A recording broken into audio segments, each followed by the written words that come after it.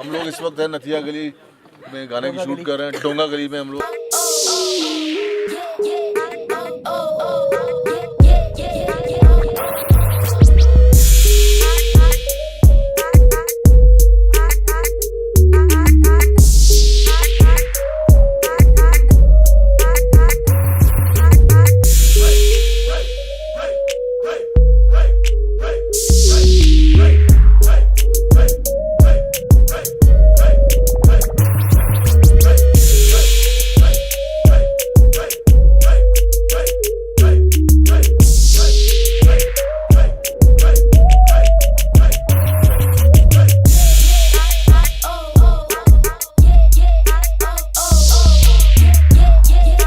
निगा जी हमारे दोस्त हैं और मैंने देखा मेहनत है जी सर, इनकी सारी मेहनत है, इन्होंने मुझे चांस दिया, मैं बहुत थैंकफुल हूँ।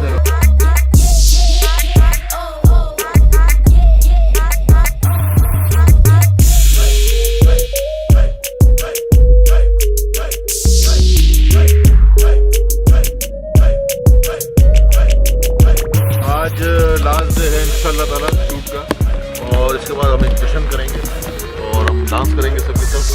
बारिश भी हो रही है, सर्दी भी हो रही है और बेगम का फोन भी आ रहा है।